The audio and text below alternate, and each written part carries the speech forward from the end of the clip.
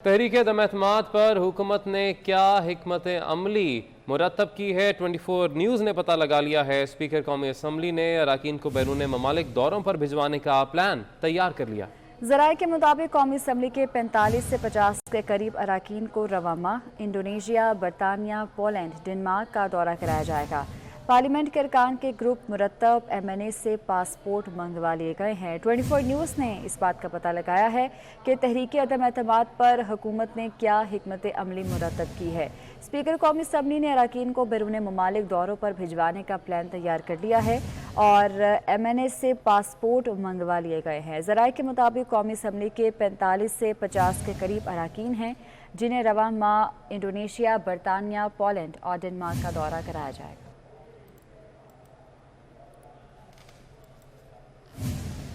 तो आपको अपडेट कर रहे हैं। आपको बताते चलें कि तहरीक अदम-ए-एतमाद पर हुकूमत ने क्या हिकमत अमली मुरतब की है। 24 न्यूज़ ने पता लगा लिया है।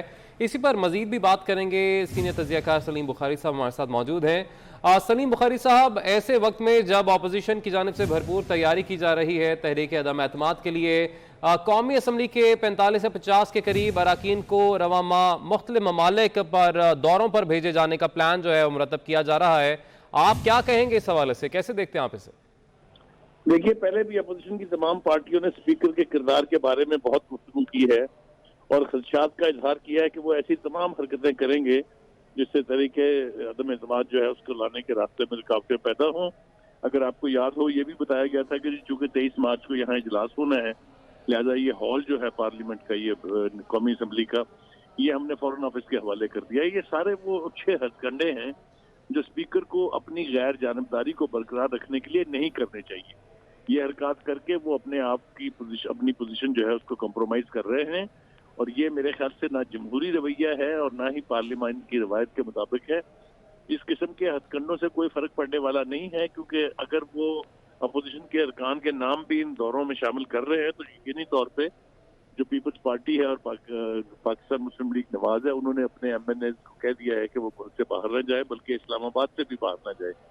तो मैं नहीं समझता कि इससे कोई फर्क पड़ने वाला है, लेकिन बहरहाल इसको किसी तरीके से भी कोई अच्छी हरकत करार नहीं दिया जा सकता। सर, जिस तरह से आपने कहा कि ऑपोजिशन, बिल्कुल इसमें ऑपोजिशन के भी जो मेंबरान हैं उनके नाम भी कुछ सामने आए हैं और नून लीग ने बाकायदा तौर पर अपने अरकान को बैरून ममालिक दौरों का हिस्सा बनने से मना कर दिया और ये भी कहा जा रहा है कि हुकूमती अरकान जिन पर शक है कि शायद वो अदम एतमाद का हिस्सा बन जाए तहरीक का, उनका भी नाम वफ्त में शामिल किया जा रहा है। जैसा मैंने कहा पहले ही कि ये बहुत ही अच्छी हरकत है, बहुत ही अच्छा हथकंडा है, गैर जमहूरी रवैया है।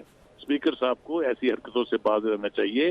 हुकूमती पार्टी के हक में वो बिल्कुल यकदम बैठ नहीं सकते हैं। वो पूरे हाउस के कस्टोडियन हैं, उनको तो इवन हैंडेड अप्रोच रखनी चाहिए। और अगर वो इस तरह की हरकतें करते रहेंगे तो जैसा हम सुन रहे हैं कि स्पीकर नेशनल असेंबली के खिलाफ भी तहरीक अदम एतमाद आएगी, और अगर वो बाज ना आए तो ऐसा हो सकता है कि पहले उनके खिलाफ आ जाए, क्योंकि अपोजिशन का इजहार पहले कर चुकी है कि वो पार्टीजन हो गए हैं, वो कस्टोडियन हाउस के नहीं रहे हैं। ठीक है सलीम बुखारी साहब, उन्होंने यकीनी तौर पर, जैसा आपने कहा कि ऑपोजिशन बार बार इस बात को दोहरा चुकी, मगर वाज़ेह तौर पर कुछ अभी सामने आया नहीं है। असम्बली में कोई इस तरह से तहरीक अदम एतमाद के लिए उन्होंने ज़ाहिर है कुछ चीज़ सबमिट नहीं करवाई है।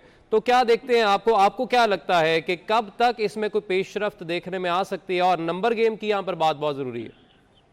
देखिए, गुजारिश ये है कि हमने देखा कि बिलावल भुट्टो जरदारी ने भी अपने MNAs MPs को कहा, यही हिदायत की है, और खासतौर से उन्होंने खुर्शीद शाह साहब को और रज़ा रब्बानी साहब को ये जिम्मेदारी दी कि वो वहाँ इस्लामाबाद पहुंचे और पहुंच के तहरीक अदम एतमाद की जो कोशिशें हो रही हैं उसमें मुआवनत करें। तो ये तो किसी वक्त भी आई लें, इसके बारे में तो कोई इब्हाम नहीं है। फैसला ये होना है कि पहले इजलास की रिक्वेजिशन की जाए या तहरीक अदम एतमाद जमा कराई जाए। इसके ऊपर बड़े हाई लेवल के ऊपर मुशावरत हो रही है और इसका नतीजा कोई ना कोई अगले 24 से 48 घंटों में सामने आने वाला है।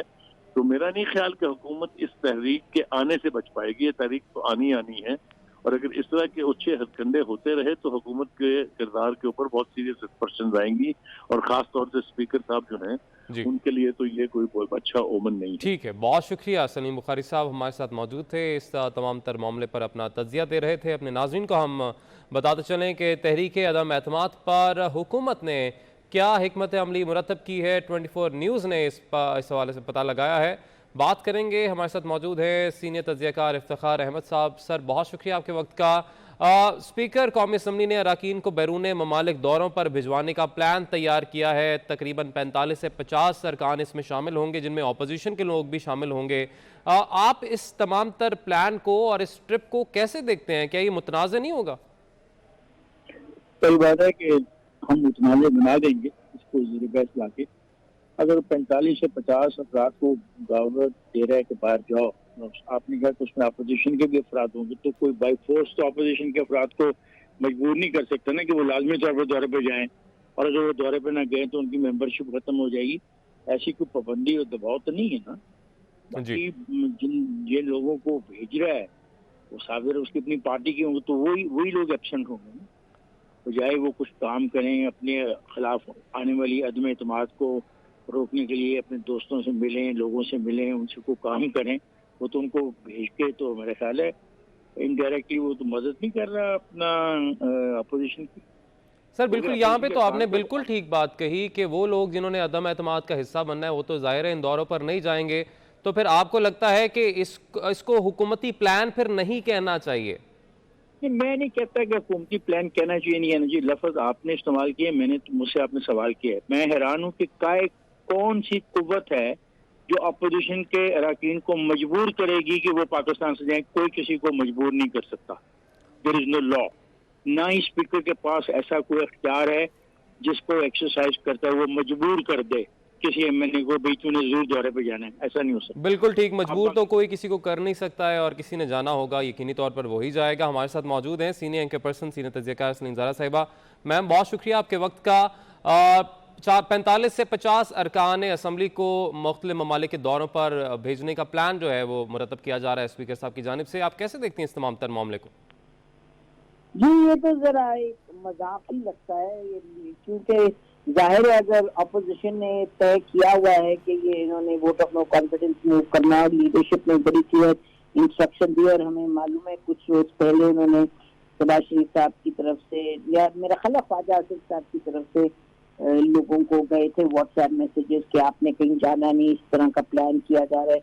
मुरतब तो यानी कि जाने का तो कोई सवाल नहीं। जैसे अभी मैं सुन रही थी तखादर से कह रहे थे कि कोई आप जबरदस्ती तो नहीं भेज सकते, तो ये तो हुआ कि भाई इस तरह का हरबा कोई कामयाब हो सकता है। यानी दूसरा ये कोई बड़ी अजब सी बात है अगर कि ये जाहिर स्पीकर साहब जब ये कर रहे हैं तो वो कुछ सोच के कर रहे होंगे रूटीन में। अब मुझे क्योंकि तफसील नहीं मालूम, मैं नहीं कह सकती, लेकिन ये अगर रूटीन का मामला नहीं है और ये इस वक्त कर रहे हैं कि वोट ऑफ नो कॉन्फिडेंस को किसी तरह से मूव को कमजोर करने का, तो वो भी बहुत ही मज़ाहिका खेज मूव होगा, क्योंकि जाहिर है कि कोई तो नहीं जाएगा मेंबर अपोजिशन का अगर उनकी पार्टी लीडरशिप से एक उनको इंस्ट्रक्शन मिली है। तो ऑल इन ऑल ये बड़ी अजब सी बच्चेगाना चीज है अगर इसको इस सोच के साथ किया जा रहा है कि इसके नतीजे में वोट ऑफ नो कॉन्फिडेंस का मूव जो अपोजिशन कैरी करने वाली है उसको कोई नुकसान होगा। तो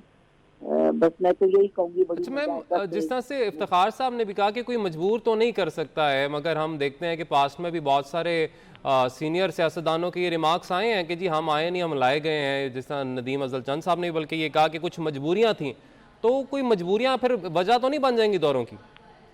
नहीं, देखिए ना, बात ये है कि सिंपल बात है। अगर नदीम अफजल चंद भी जो मेरा ख्याल है कि बहुत कायदे के सियासतदान है, बड़े उसूल पसंद है, तो अगर अब वो लेकिन जितने भी कायदे का कोई है, ये कोई हमें कहे कि ये लाए गए, अगर कोई किसी को यानी कि बहुत ही वायलेंस इस्तेमाल करके कोई किसी को कहीं लेके जाए तो आप कहेंगे कि जी ये बड़ा जुल्म है और गलत है। लेकिन अब बात ये है कि सियासतदानों को भी खड़े होकर अब बताना है कि भाई वो इनके तेलों में कितना तेल है। यानी कि अगर लाया गया या नहीं लाया, तो ये तो पाकिस्तान की तारीख है, तो फिर खड़े होकर बताएं कि आप खुद भी अपनी मर्जी से चलते हैं, खुद भी आप एक्शन लेते हैं। सबको मालूम है 2008 के 18 के इलेक्शन की बात, 17 के, सबको मालूम है उसमें बड़ी गड़बड़ हुई। अब जो है, अब मौका है कि फिर अगर अपोजिशन ने ये करना है मूव और उनकी लीडरशिप ये कह रही है, तो फिर चाहे फोन कॉल हो चाहे दौरे हों, वो तो फिर यानी अगर आप इतने मजबूत हैं और आप इतने कमिटेड हैं अपनी पार्टी लीडरशिप का कॉज, और अगर आप उसको अपना कॉज बनाते हैं तो फिर आप खड़े रहें। आपको कोई यानी कि रस्सी बांध के तो जहाज में नहीं डालने लगा, आप करें जो आप जो आपकी पार्टी लीडरशिप कहती है। तो मेरे ख्याल में कोई मजबूरी नहीं हो सकती किसी भी सूरत में। बहुत शुक्रिया। नसीम ज़हरा साहब हमारे साथ मौजूद थी और इफ्तिखार अहमद साहब भी अपना तजिया दे रहे थे। दोनों का बहुत शुक्रिया।